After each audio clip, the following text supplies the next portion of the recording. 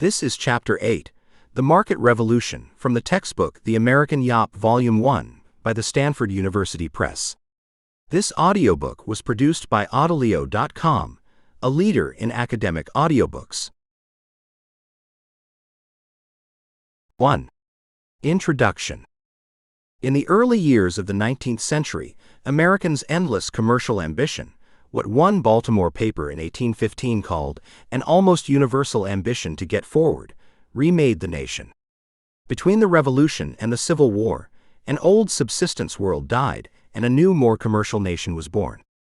Americans integrated the technologies of the Industrial Revolution into a new commercial economy. Steam power, the technology that moved steamboats and railroads, fueled the rise of American industry by powering mills and sparking new national transportation networks. A market revolution remade the nation. The revolution reverberated across the country. More and more farmers grew crops for profit, not self-sufficiency. Vast factories and cities arose in the North.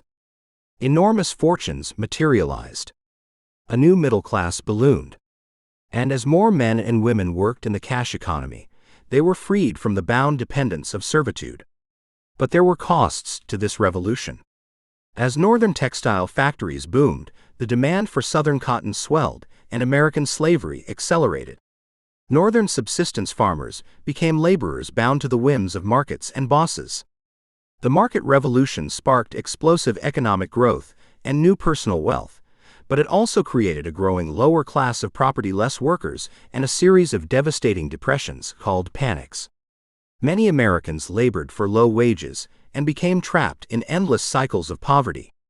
Some workers, often immigrant women, worked 13 hours a day, 6 days a week. Others labored in slavery.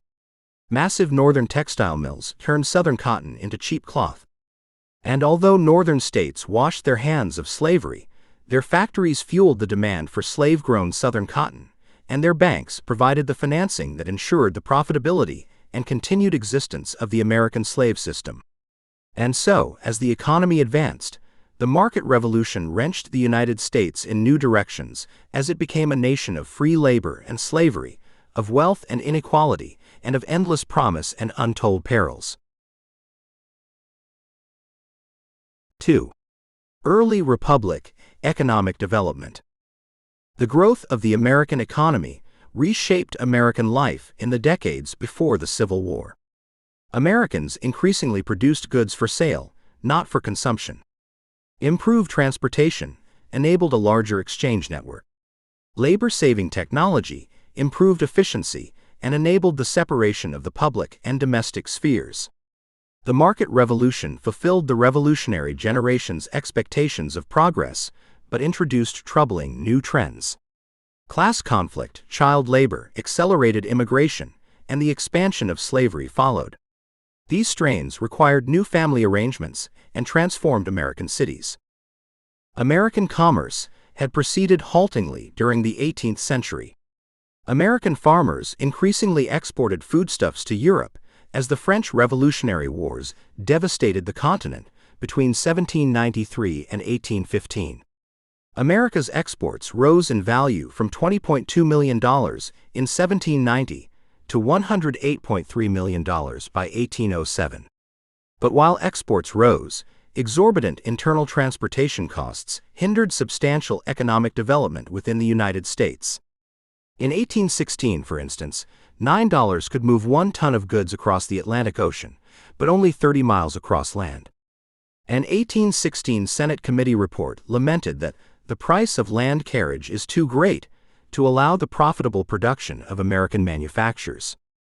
But in the wake of the War of 1812, Americans rushed to build a new national infrastructure, new networks of roads, canals, and railroads.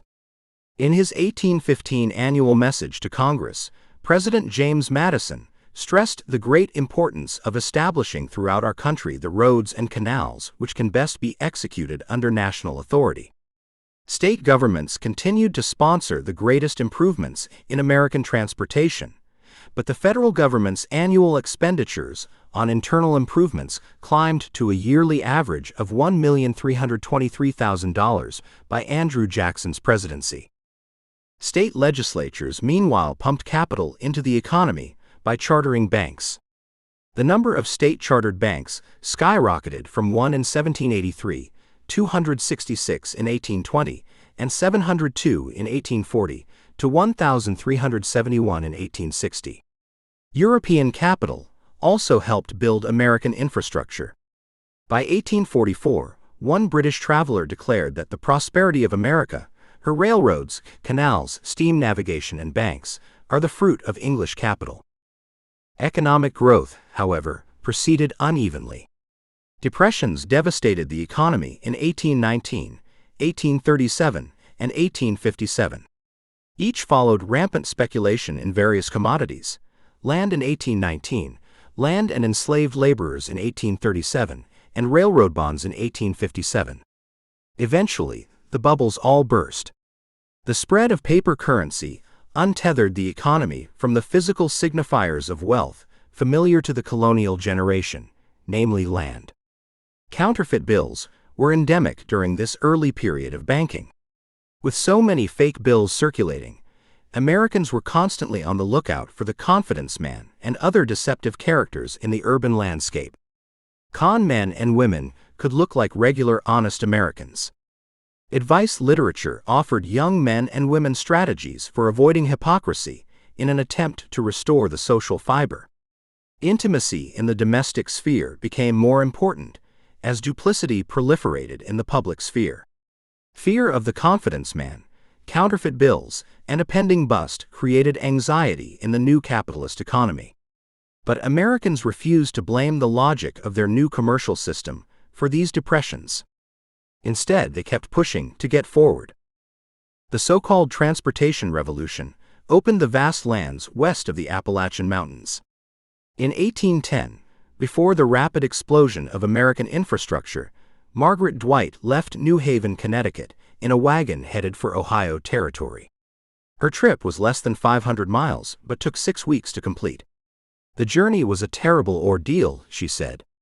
The roads were so rocky and so gullied as to be almost impassable. 10 days into the journey, at Bethlehem, Pennsylvania, Dwight said, "It appeared to me that we had come to the end of the habitable part of the globe." She finally concluded that the reason so few are willing to return from the Western country is not that the country is so good, but because the journey is so bad. 19 years later, in 1829, English traveler Francis Trollope made the reverse journey across the Allegheny Mountains from Cincinnati to the East Coast. At Wheeling, Virginia, her coach encountered the National Road, the first federally funded interstate infrastructure project. The road was smooth, and her journey across the Alleghenies was a scenic delight. "I really can hardly conceive a higher enjoyment than a botanical tour among the Allegheny Mountains," she declared. The 90 miles of the National Road was to her a garden. If the 2 decades between Margaret Dwight's and Francis Trollope's journeys transformed the young nation, the pace of change only accelerated in the following years. If a transportation revolution began with improved road networks, it soon incorporated even greater improvements in the ways people and goods moved across the landscape. New York State completed the Erie Canal in 1825.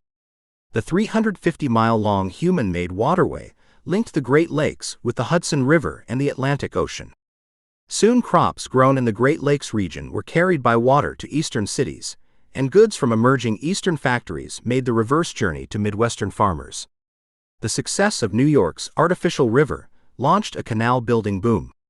By 1840, Ohio created 2 navigable, all-water links from Lake Erie to the Ohio River. Robert Fulton established the first commercial steamboat service up and down the Hudson River in New York in 1807. Soon thereafter, steamboats filled the waters of the Mississippi and Ohio rivers. Downstream-only routes became watery two-way highways. By 1830, more than 200 steamboats moved up and down western rivers.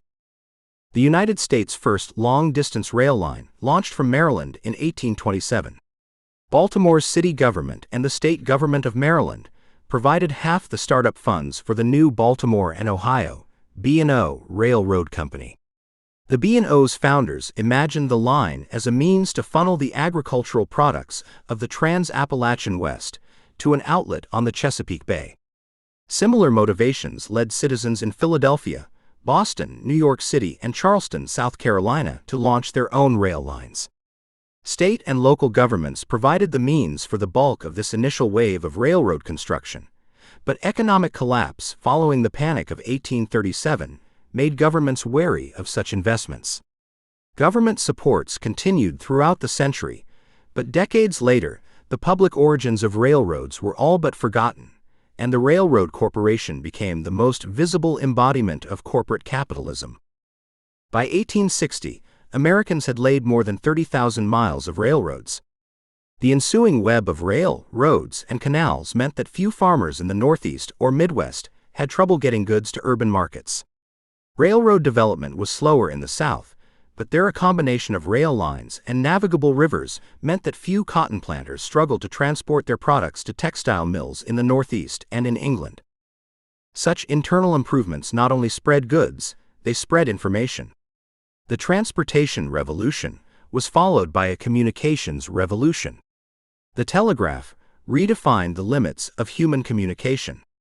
By 1843, Samuel Morse had persuaded Congress to fund a 40-mile telegraph line stretching from Washington, D.C. to Baltimore. Within a few short years, during the Mexican-American War, telegraph lines carried news of battlefield events to Eastern newspapers within days. This contrasts starkly with the War of 1812, when the Battle of New Orleans took place nearly 2 full weeks after Britain and the United States had signed a peace treaty. The consequences of the transportation and communication revolutions reshaped the lives of Americans. Farmers who previously produced crops mostly for their own family now turned to the market. They earned cash for what they had previously consumed.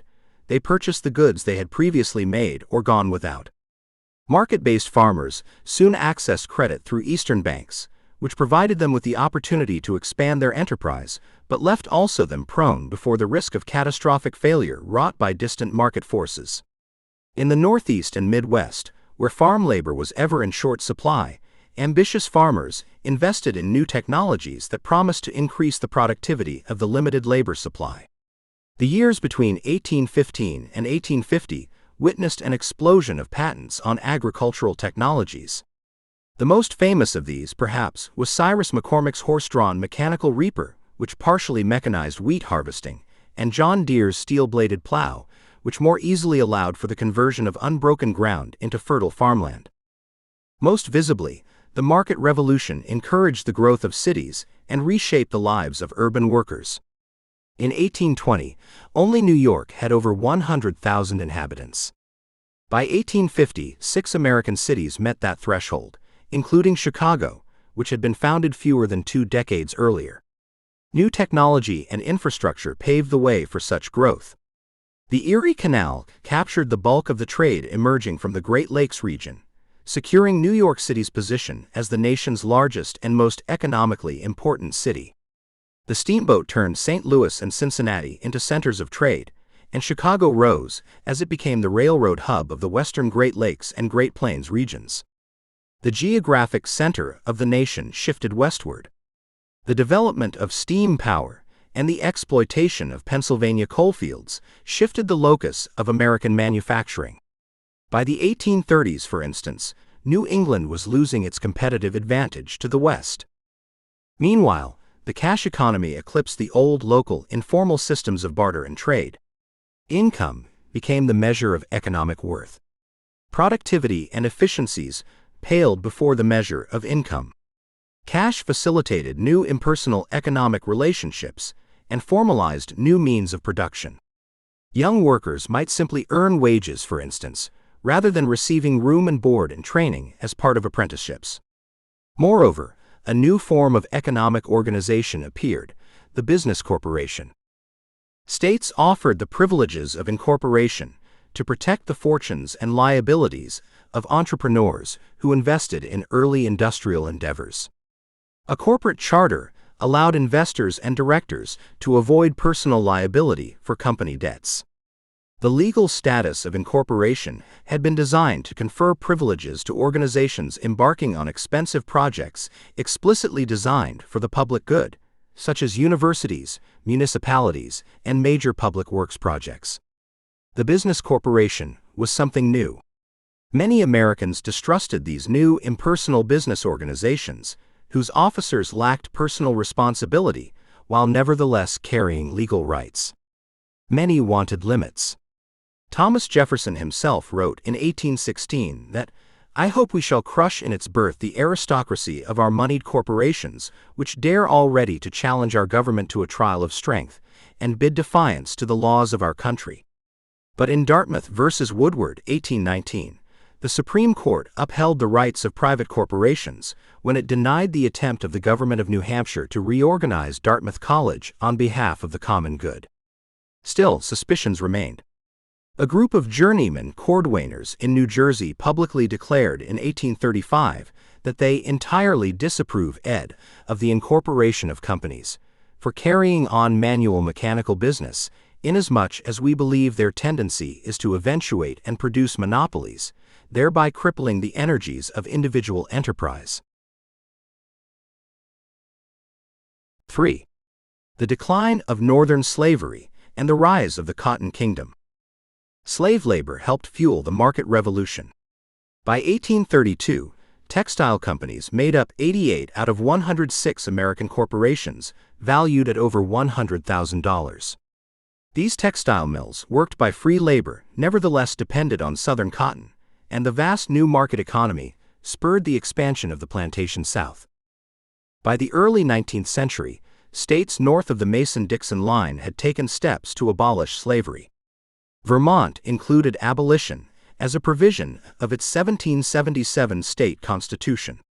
Pennsylvania's Emancipation Act of 1780 stipulated that freed children must serve an indenture term of 28 years. Gradualism brought emancipation, while also defending the interests of Northern enslavers and controlling still another generation of Black Americans. In 1804, New Jersey became the last of the Northern states to adopt gradual emancipation plans. There was no immediate moment of jubilee, as many Northern states only promised to liberate future children born to enslaved mothers. Such laws also stipulated that such children remain in indentured servitude to their mother's enslaver, in order to compensate the enslaver's loss. James Mars, a young man indentured under this system in Connecticut, risked being thrown in jail when he protested the arrangement that kept him bound to his mother's enslaver until age 25. Quicker routes to freedom included escape or direct emancipation by enslavers. But escape was dangerous, and voluntary manumission rare. Congress, for instance, made the harboring of a freedom-seeking enslaved person a federal crime as early as 1793. Hopes for manumission were even slimmer, as few Northern enslavers emancipated their own enslaved laborers. Roughly 1/5 of the white families in New York City owned enslaved laborers, and fewer than 80 enslavers in the city voluntarily manumitted their enslaved laborers between 1783 and 1800. By 1830, census data suggests that at least 3,500 people were still enslaved in the North. Elderly enslaved people in Connecticut remained in bondage as late as 1848, and in New Jersey slavery endured until after the Civil War. Emancipation proceeded slowly, but proceeded nonetheless. A free Black population of fewer than 60,000 in 1790 increased to more than 186,000 by 1810. Growing free Black communities fought for their civil rights. In a number of New England locales, free African Americans could vote and send their children to public schools. Most Northern states granted Black citizens property rights and trial by jury. African Americans owned land and businesses, founded mutual aid societies, established churches, promoted education, developed print culture, and voted. Nationally, however, the enslaved population continued to grow, from less than 700,000 in 1790 to more than 1.5 million by 1820. The growth of abolition in the North and the acceleration of slavery in the South created growing divisions. Cotton drove the process more than any other crop. Eli Whitney's cotton gin, a simple hand-crank device designed to mechanically remove sticky green seeds from short staple cotton, allowed Southern planters to dramatically expand cotton production for the national and international markets. Water-powered textile factories in England and the American Northeast rapidly turned raw cotton into cloth. Technology increased both the supply of and demand for cotton. White Southerners responded by expanding cultivation farther west, to the Mississippi River and beyond. Slavery had been growing less profitable in tobacco planting regions like Virginia, but the growth of cotton farther south and west increased the demand for human bondage. Eager cotton planters invested their new profits in more enslaved laborers. The cotton boom fueled speculation in slavery. Many enslavers leveraged potential profits into loans used to purchase ever-increasing numbers of enslaved laborers. For example, one 1840 Louisiana Courier ad warned, "It is very difficult now to find persons willing to buy slaves from Mississippi or Alabama on account of the fears entertained that such property may be already mortgaged to the banks of the above-named states."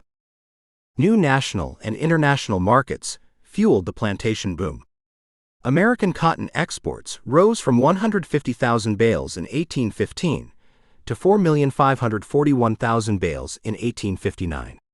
The Census Bureau's 1860 Census of Manufactures stated that the manufacture of cotton constitutes the most striking feature of the industrial history of the last 50 years. Enslavers shipped their cotton north to textile manufacturers and to northern financiers for overseas shipments. Northern insurance brokers and exporters in the Northeast profited greatly. While the United States ended its legal participation in the global slave trade in 1808, slave traders moved 1 million enslaved people from the tobacco-producing Upper South to cotton fields in the Lower South between 1790 and 1860. This harrowing trade in human flesh supported middle-class occupations in the North and South. Bankers, doctors, lawyers, insurance brokers, and shipping agents all profited. And of course, it facilitated the expansion of northeastern textile mills. 4. Changes in labor organization. While industrialization bypassed most of the American South, Southern cotton production nevertheless nurtured industrialization in the Northeast and Midwest. The drive to produce cloth transformed the American system of labor. In the early republic, laborers in manufacturing might typically have been expected to work at every stage of production. But a new system, piecework, divided much of production into discrete steps performed by different workers. In this new system, merchants or investors sent or put out materials to individuals and families to complete at home. These independent laborers then turned over the partially finished goods to the owner, to be given to another laborer to finish. As early as the 1790s, however, merchants in New England began experimenting with machines to replace the putting-out system. To effect this transition, merchants and factory owners relied on the theft of British technological knowledge to build the machines they needed. In 1789, for instance, a textile mill in Pawtucket, Rhode Island, contracted 21-year-old British immigrant Samuel Slater to build a yarn spinning machine and then a carding machine. Slater had apprenticed in an English mill and succeeded in mimicking the English machinery. The fruits of American industrial espionage peaked in 1813, when Francis Cabot Lowell and Paul Moody recreated the powered loom used in the mills of Manchester, England. Lowell had spent 2 years in Britain observing and touring mills in England. He committed the design of the powered loom to memory, so that no matter how many times British customs officials searched his luggage, he could smuggle England's industrial know-how into New England. Lowell's contribution to American industrialism was not only technological, it was organizational. He helped reorganize and centralize the American manufacturing process. A new approach, the Waltham-Lowell system, created the textile mill that defined antebellum New England and American industrialism before the Civil War. The modern American textile mill was fully realized in the planned mill town of Lowell in 1821, 4 years after Lowell himself died. Powered by the Merrimack River in northern Massachusetts and operated by local farm girls, the mills of Lowell centralized the process of textile manufacturing under one roof. The modern American factory was born. Soon 10,000 workers labored in Lowell alone. Sarah Rice, who worked at the nearby Millbury factory, found it a noisy place that was more confined than I like to be. Working conditions were harsh for the many desperate mill girls who operated the factories relentlessly from sunup to sundown. One worker complained that a large class of females are, and have been, destined to a state of servitude. Female workers went on strike. They lobbied for better working hours. But the lure of wages was too much. As another worker noted, very many ladies have given up millinery, dressmaking and school-keeping for work in the mill. With a large supply of eager workers, Lowell's vision brought a rush of capital and entrepreneurs into New England. The first American manufacturing boom was underway. The market revolution shook other industries as well. Craftsmen began to understand that new markets increased the demand for their products. Some shoemakers, for instance, abandoned the traditional method of producing custom-built shoes at their home workshops, and instead began producing larger quantities of shoes in ready-made sizes to be shipped to urban centers. Manufacturers wanting increased production abandoned the old personal approach of relying on a single live-in apprentice for labor, and instead hired unskilled wage laborers who did not have to be trained in all aspects of making shoes, but could simply be assigned a single repeatable aspect of the task. Factories slowly replaced shops. The old paternalistic apprentice system, which involved long-term obligations between apprentice and master, gave way to a more impersonal and more flexible labor system in which unskilled laborers could be hired and fired as the market dictated. A writer in the New York Observer in 1826 complained, "The master no longer lives among his apprentices and watches over their moral as well as mechanical improvement." Masters turned employers now not only had fewer obligations to their workers, they had a lesser attachment. They no longer shared the bonds of their trade, but were subsumed under new class-based relationships: employers and employees, bosses and workers, capitalists and laborers. On the other hand, workers were freed from the long-term paternalistic obligations of apprenticeship or the legal subjugation of indentured servitude. They could theoretically work when and where they wanted. When men or women made an agreement with an employer to work for wages, they were left free to apportion among themselves their respective shares, untrammeled by unwise laws, as Reverend Alonzo Potter rosily proclaimed in 1840. But while the new labor system was celebrated throughout the northern United States as free labor, it was simultaneously lamented by a growing powerless class of laborers. As the northern United States rushed headlong toward commercialization and an early capitalist economy, many Americans grew uneasy with the growing gap between wealthy businessmen and impoverished wage laborers. Elites like Daniel Webster might defend their wealth and privilege by insisting that all workers could achieve a career of usefulness and enterprise if they were industrious and sober.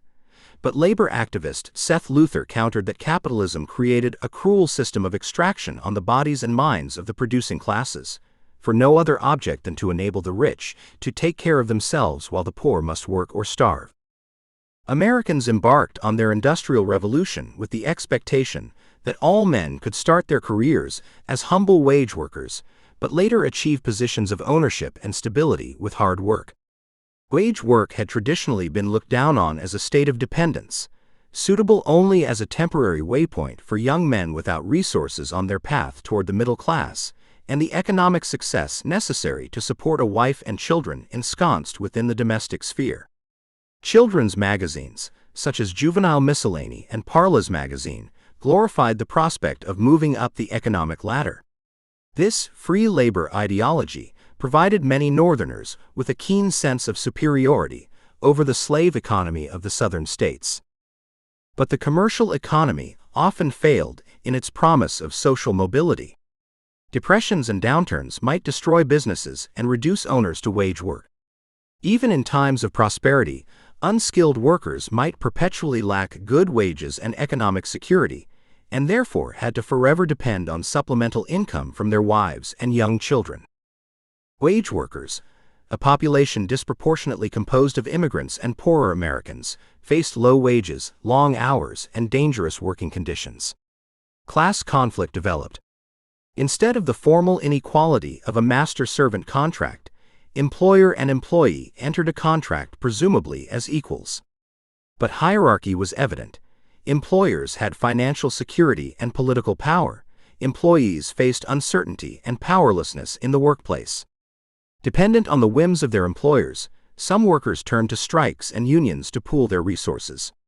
In 1825, a group of journeymen in Boston formed a carpenters' union to protest their inability to maintain a family at the present time, with the wages which are now usually given. Working men organized unions to assert themselves and win both the respect and the resources due to a breadwinner and a citizen. For the middle-class managers and civic leaders caught between workers and owners, unions inflamed a dangerous antagonism between employers and employees. They countered any claims of inherent class conflict with the ideology of social mobility. Middle-class owners and managers justified their economic privilege as the natural product of superior character traits, including decision-making and hard work. One group of master carpenters denounced their striking journeymen in 1825 with the claim that workers of industrious and temperate habits have, in their turn, become thriving and respectable masters, and the great body of our mechanics have been enabled to acquire property and respectability with a just weight and influence in society.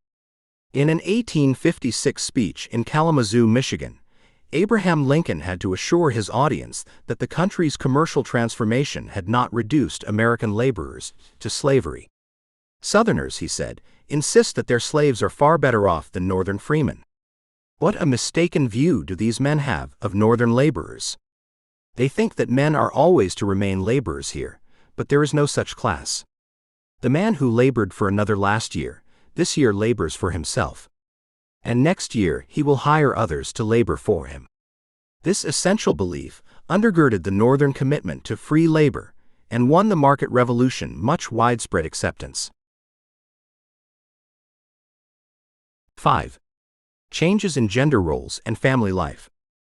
In the first half of the 19th century, families in the northern United States increasingly participated in the cash economy created by the market revolution.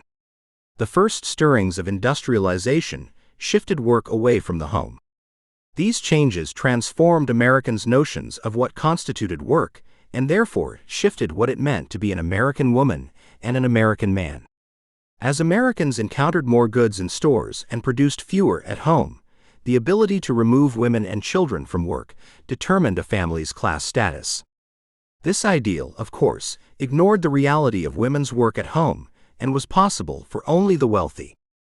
The market revolution therefore not only transformed the economy, it changed the nature of the American family. As the market revolution thrust workers into new systems of production, it redefined gender roles. The market integrated families into a new cash economy. As Americans purchased more goods in stores and produced fewer at home, the purity of the domestic sphere, the idealized realm of women and children, increasingly signified a family's class status. Women and children worked to supplement the low wages of many male workers. Around age 11 or 12, boys could take jobs as office runners or waiters, earning perhaps $1 a week to support their parents' incomes. The ideal of an innocent and protected childhood was a privilege for middle and upper-class families who might look down upon poor families. Joseph Tuckerman, a Unitarian minister who served poor Bostonians, lamented the lack of discipline and regularity among poor children. At 1 hour they are kept at work to procure fuel or perform some other service, in the next are allowed to go where they will and to do what they will. Prevented from attending school, poor children served instead as economic assets for their destitute families. Meanwhile, the education received by middle-class children provided a foundation for future economic privilege. As artisans lost control over their trades, young men had a greater incentive to invest time in education to find skilled positions later in life. Formal schooling was especially important for young men who desired apprenticeships in retail or commercial work. Enterprising instructors established schools to assist young gentlemen preparing for mercantile and other pursuits who may wish for an education superior to that usually obtained in the common schools, but different from a college education, and better adapted to their particular business, such as that organized in 1820 by Warren Colburn of Boston. In response to this need, the Boston School Committee created the English High School as opposed to the Latin School, that could give a child an education that shall fit him for active life, and shall serve as a foundation for eminence in his profession, whether mercantile or mechanical, beyond that which our public schools can now furnish. Education equipped young women with the tools to live sophisticated, genteel lives. After 16-year-old Elizabeth Davis left home in 1816 to attend school, her father explained that the experience would lay a foundation for your future character and respectability. After touring the United States in the 1830s, Alexis de Tocqueville praised the independence granted to the young American woman, who had the great scene of the world open to her, and whose education prepared her to exercise both reason and moral sense. Middling young women also used their education to take positions as schoolteachers in the expanding common school system. Bristol Academy in Taunton, Massachusetts, for instance, advertised instruction in the art of teaching for female pupils. In 1825, Nancy Dennison left Concord Academy with references indicating that she was qualified to teach with success and profit, and very cheerfully recommend ed for that very responsible employment. Middle-class youths found opportunities for respectable employment through formal education, but poor youths remained in marginalized positions. Their families' desperate financial state kept them from enjoying the fruits of education. When pauper children did receive teaching through institutions such as the House of Refuge in New York City, they were often simultaneously indentured to successful families to serve as field hands or domestic laborers. The Society for the Reformation of Juvenile Delinquents in New York City sent its wards to places like Sylvester Lusk's farm in Enfield, Connecticut. Lusk took boys to learn the trade and mystery of farming, and girls to learn the trade and mystery of housewifery. In exchange for sufficient meat, drink, apparel, lodging, and washing, fitting for an apprentice, and a rudimentary education, the apprentices promised obedience, morality, and loyalty. Poor children also found work in factories such as Samuel Slater's textile mills in southern New England. Slater published a newspaper advertisement for 4 or 5 active lads, about 15 years of age, to serve as apprentices in the cotton factory. And so, during the early 19th century, opportunities for education and employment often depended on a given family's class. In colonial America, nearly all children worked within their parents' chosen profession, whether it be agricultural or artisanal. During the market revolution, however, more children were able to postpone employment. Americans aspired to provide a romantic childhood, a period in which boys and girls were sheltered within the home and nurtured through primary schooling. This ideal was available to families that could survive without their children's labor. As these children matured, their early experiences often determined whether they entered respectable, well-paying positions or became dependent workers with little prospects for social mobility. Just as children were expected to be sheltered from the adult world of work, American culture expected men and women to assume distinct gender roles as they prepared for marriage and family life. An ideology of separate spheres set the public realm, the world of economic production and political life, apart as a male domain, and the world of consumers and domestic life as a female one. Even non-working women labored by shopping for the household, producing food and clothing, cleaning, educating children, and performing similar activities.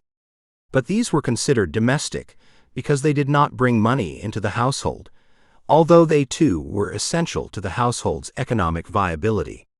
While reality muddied the ideal, the divide between a private, female world of home and a public, male world of business defined American gender hierarchy.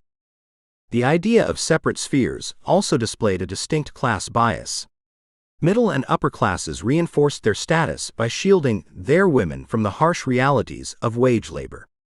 Women were to be mothers and educators, not partners in production. But lower-class women continued to contribute directly to the household economy. The middle and upper-class ideal was feasible only in households where women did not need to engage in paid labor. In poorer households, women engaged in wage labor as factory workers, pieceworkers producing items for market consumption, tavern and innkeepers, and domestic servants. While many of the fundamental tasks women performed remained the same, producing clothing, cultivating vegetables, overseeing dairy production, and performing any number of other domestic labors. The key difference was whether and when they performed these tasks for cash in a market economy. Domestic expectations constantly changed, and the market revolution transformed many women's traditional domestic tasks. Cloth production, for instance, advanced throughout the market revolution, as new mechanized production increased the volume and variety of fabrics available to ordinary people. This relieved many better-off women of a traditional labor obligation. As cloth production became commercialized, women's home-based cloth production became less important to household economies.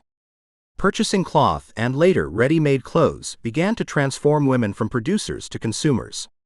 One woman from Maine, Martha Ballard, regularly referenced spinning, weaving, and knitting in the diary she kept from 1785 to 1812. Martha, her daughters, and her female neighbors spun and plied linen and woolen yarns, and used them to produce a variety of fabrics to make clothing for her family. The production of cloth and clothing was a year-round, labor-intensive process, but it was for home consumption, not commercial markets. In cities where women could buy cheap imported cloth to turn into clothing, they became skilled consumers.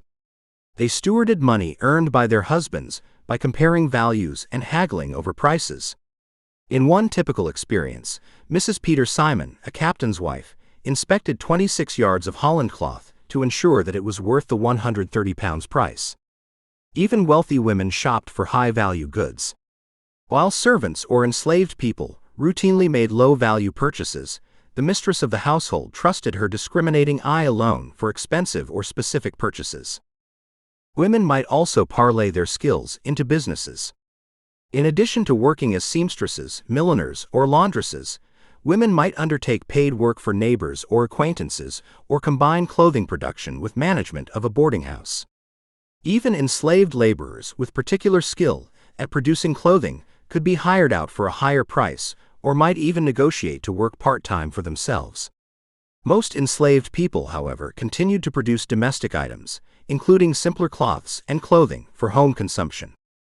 Similar domestic expectations played out in the slave states. Enslaved women labored in the fields. Whites argued that African American women were less delicate and womanly than white women, and therefore perfectly suited for agricultural labor. The Southern ideal, meanwhile, established that white plantation mistresses were shielded from manual labor because of their very whiteness. Throughout the slave states, however, aside from the minority of plantations with dozens of enslaved laborers, most white women by necessity continued to assist with planting, harvesting, and processing agricultural projects, despite the cultural stigma attached to it. White Southerners continued to produce large portions of their food and clothing at home. Even when they were market-oriented producers of cash crops, white Southerners still insisted that their adherence to plantation slavery and racial hierarchy made them morally superior to greedy Northerners and their callous, cutthroat commerce. Southerners and Northerners increasingly saw their ways of life as incompatible. While the market revolution remade many women's economic roles, their legal status remained essentially unchanged. Upon marriage, women were rendered legally dead by the notion of coverture, the custom that counted married couples as a single unit represented by the husband. Without special precautions or interventions, women could not earn their own money, own their own property, sue, or be sued. Any money earned or spent belonged by law to their husbands. Women shopped on their husbands' credit, and at any time husbands could terminate their wives' access to their credit. Although a handful of states made divorce available, divorce had before only been legal in Congregationalist states such as Massachusetts and Connecticut, where marriage was strictly a civil contract rather than a religious one. It remained extremely expensive, difficult, and rare. Marriage was typically a permanently binding legal contract. Ideas of marriage, if not the legal realities, began to change.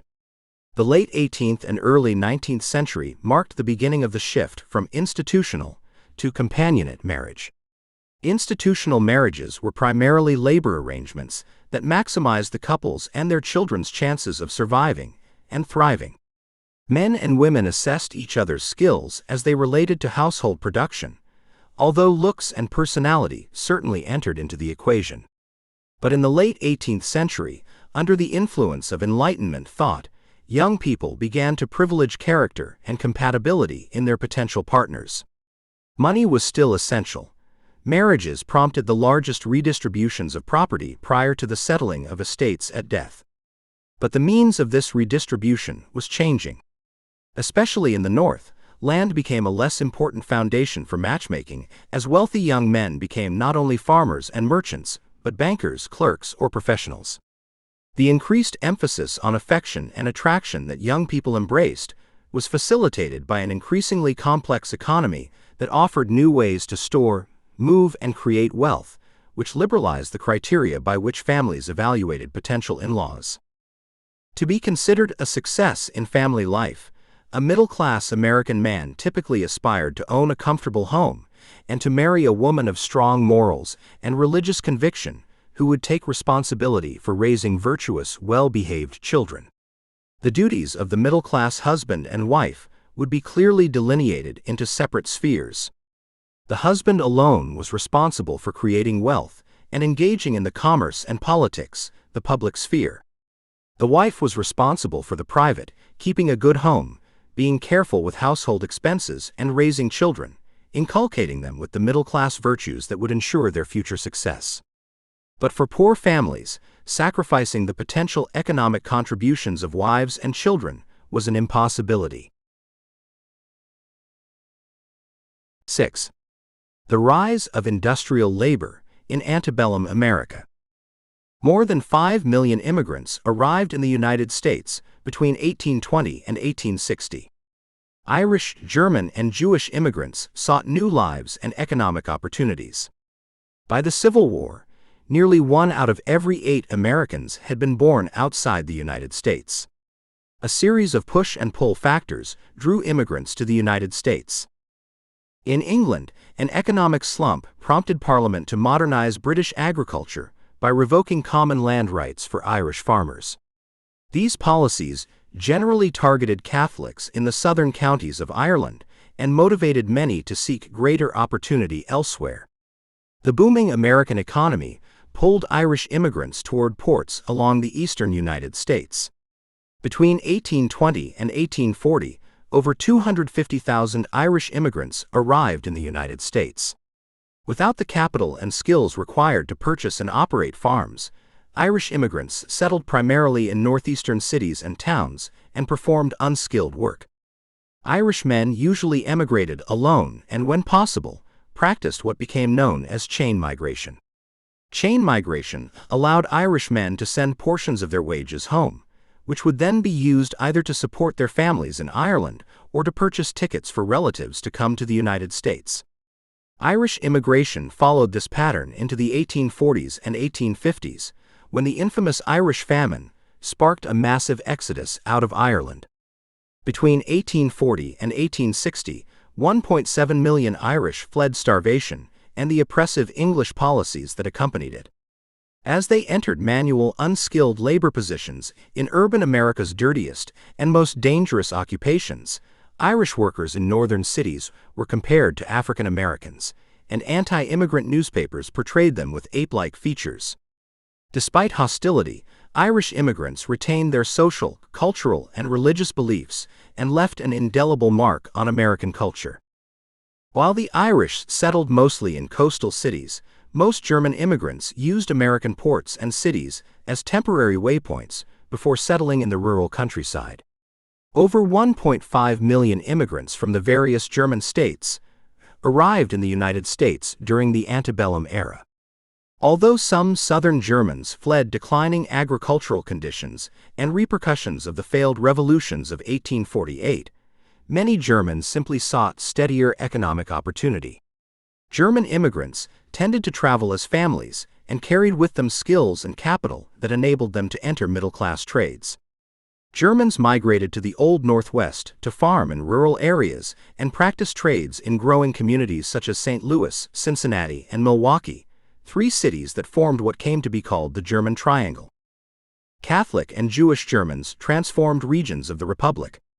Although records are sparse, New York's Jewish population rose from approximately 500 in 1825 to 40,000 in 1860. Similar gains were seen in other American cities. Jewish immigrants hailing from southwestern Germany and parts of occupied Poland moved to the United States through chain migration and as family units. Unlike other Germans, Jewish immigrants rarely settled in rural areas. Once established, Jewish immigrants found work in retail, commerce, and artisanal occupations such as tailoring. They quickly found their footing and established themselves as an intrinsic part of the American market economy. Just as Irish immigrants shaped the urban landscape through the construction of churches and Catholic schools, Jewish immigrants erected synagogues and made their mark on American culture. The sudden influx of immigration triggered a backlash among many native-born Anglo-Protestant Americans. This nativist movement, especially fearful of the growing Catholic presence, sought to limit European immigration and prevent Catholics from establishing churches and other institutions. Popular in northern cities such as Boston, Chicago, Philadelphia, and other cities with large Catholic populations, nativism even spawned its own political party in the 1850s. The American Party, more commonly known as the Know Nothing Party, found success in local and state elections throughout the North. The party even nominated candidates for president in 1852 and 1856. The rapid rise of the Know Nothings, reflecting widespread anti-Catholic and anti-immigrant sentiment, slowed European immigration. Immigration declined precipitously after 1855 as nativism, the Crimean War, and improving economic conditions in Europe discouraged potential migrants from traveling to the United States. Only after the American Civil War would immigration levels match and eventually surpass the levels seen in the 1840s and 1850s. In industrial northern cities, Irish immigrants swelled the ranks of the working class and quickly encountered the politics of industrial labor. Many workers formed trade unions during the early Republic. Organizations, such as Philadelphia's Federal Society of Journeymen Cordwainers or the Carpenters Union of Boston, operated within specific industries in major American cities. These unions worked to protect the economic power of their members by creating closed shops, workplaces wherein employers could only hire union members, and striking to improve working conditions. Political leaders denounced these organizations as unlawful combinations and conspiracies to promote the narrow self-interest of workers above the rights of property holders and the interests of the common good. Unions did not become legally acceptable until 1842, when the Massachusetts Supreme Judicial Court ruled in favor of a union organized among Boston bootmakers, arguing that the workers were capable of acting in such a manner as best to subserve their own interests. Even after the case, unions remained in a precarious legal position. In the 1840s, labor activists organized to limit working hours and protect children in factories. The New England Association of Farmers, Mechanics, and Other Workingmen, NEA, mobilized to establish a 10-hour workday across industries. They argued that the 10-hour day would improve the immediate conditions of laborers by allowing time and opportunities for intellectual and moral improvement.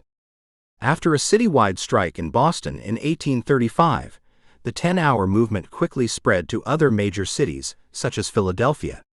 The campaign for leisure time was part of the male working class effort to expose the hollowness of the paternalistic claims of employers and their rhetoric of moral superiority.